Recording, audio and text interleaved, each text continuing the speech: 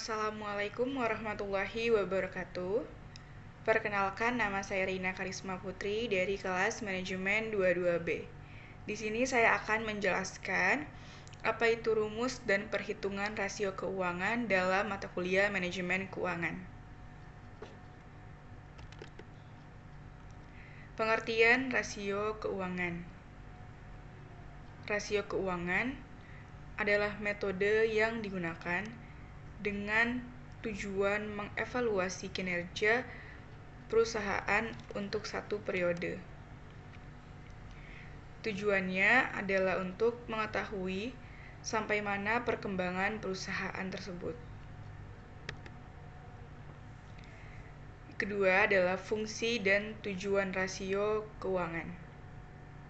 Yang pertama, yaitu adalah mengukur kinerja. Rumus-rumus rasio digunakan untuk mengukur kinerja keuangan perusahaan dengan mengkonversi data laporan keuangan menjadi indikator numerik yang dapat dibandingkan dan dapat dievaluasi. Yang kedua, membandingkan dengan benchmark dengan menggunakan rumus-rumus ini. Perusahaan dapat membandingkan kinerjanya dengan perusahaan sejenis di industri yang sama atau dengan standar industri. Ini membantu dalam menilai apakah perusahaan berkinerja lebih baik ataupun lebih buruk daripada pesaing lainnya. Yang ketiga adalah identifikasi tren dengan menghitung rasio-rasio dari laporan keuangan dari beberapa periode waktu yang berbeda. Perusahaan dapat mengidentifikasi tren dalam kinerja, misalnya apakah profitabilitas perusahaan sedang meningkat atau menurun dari tahun ke tahun. Yang keempat adalah evaluasi risiko dan solvabilitas rasio-rasio seperti rasio solvabilitas membantu dalam menilai risiko dan kemampuan perusahaan untuk memenuhi kewajiban jangka panjangnya. Ini membantu para pemangku kepentingan seperti kreditur dalam menilai risiko kredit. Yang kelima adalah memahami efisiensi operasional rasio-rasio seperti rasio perputaran aset dalam membantu memahami seberapa efisien perusahaan dalam menggunakan asetnya untuk menghasilkan pendapatan.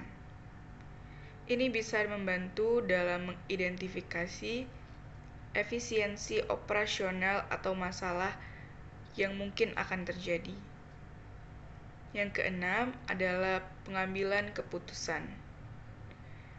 Dengan menggunakan rumus-rumus rasio, manajemen dapat membuat keputusan yang lebih baik terkait dengan alokasi sumber daya, restrukturisasi, atau pengambilan keputusan strategis lainnya. Jenis-jenis rasio keuangan, yang pertama adalah rasio likuiditas, kedua rasio aktivitas, ketiga rasio solvabilitas, dan yang keempat adalah rasio profitabilitas. Current rasio ataupun rasio lancar. Rasio ini mengukur kemampuan perusahaan untuk memenuhi kewajiban jangka pendek dengan menggunakan aset yang paling likuid, termasuk kas, setara kas, piutang, dan juga persediaan. Semakin tinggi rasio ini, maka semakin baik kemampuan perusahaan untuk membayar kewajiban jangka pendeknya. Yang kedua adalah quick ratio ataupun rasio cepat. Rasio ini adalah variasi dari current ratio yang mengukur kemampuan perusahaan untuk memenuhi kewajiban jangka pendek tanpa mengandalkan sebuah persediaan. Ini memberikan gambaran lebih ketat tentang likuiditas karena mengabaikan persediaan yang mungkin tidak dapat segera diubah menjadi sebuah kas. Yang ketiga adalah cash ratio ataupun rasio kas. Rasio ini adalah rasio yang paling ketat dalam mengukur likuiditas, di mana hanya mempertimbangkan kas dan setara kas sebagai aset yang dapat digunakan untuk membayar kewajiban jangka pendeknya. Semakin tinggi rasio ini, semakin baik kemampuan perusahaan untuk membayar kewajiban segera mungkin. Semua rasio likuiditas memberikan wawasan tentang seberapa baik perusahaan dalam memenuhi kewajiban jangka pendeknya. Current ratio memberikan gambaran yang lebih luas karena mencakup aset lancar selain kas, sedangkan quick ratio lebih ketat dengan mengabaikan persediaan. Dan cash ratio sangat ketat dengan hanya mempertimbangkan kas dan setara kas. Interpretasi rasio ini tergantung pada sektor industri dan kebutuhan spesifik perusahaan.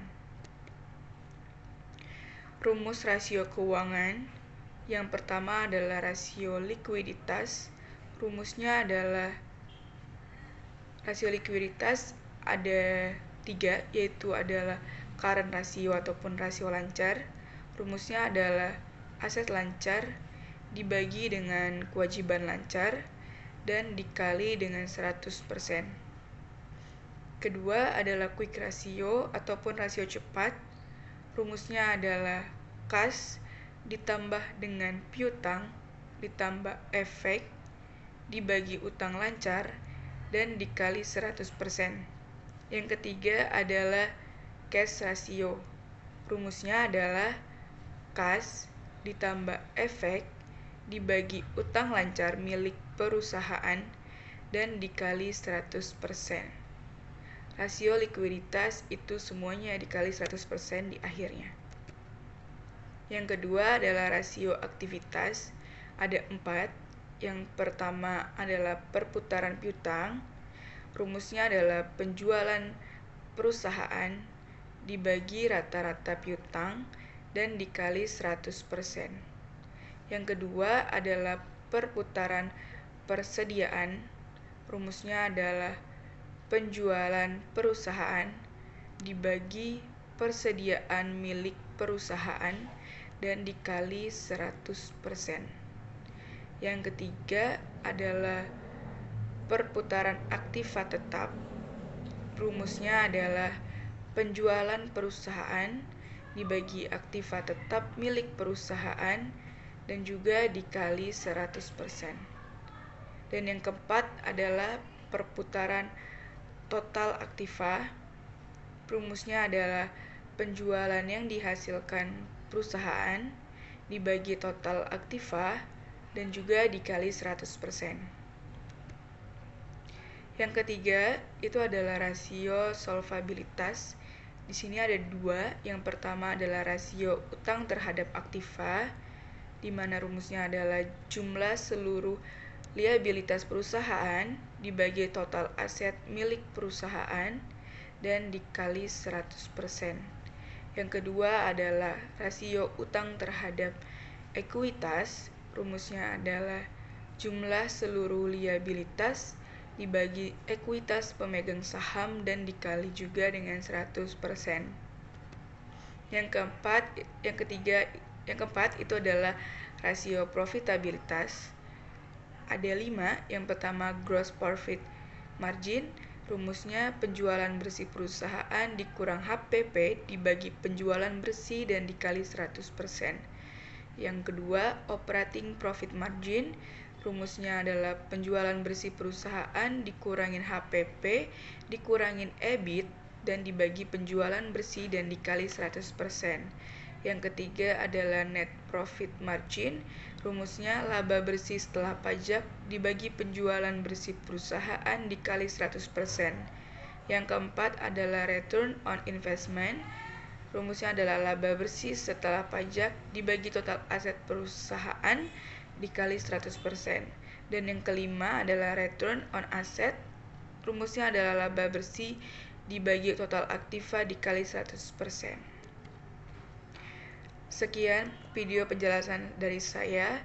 Saya akhiri. Wassalamualaikum warahmatullahi wabarakatuh.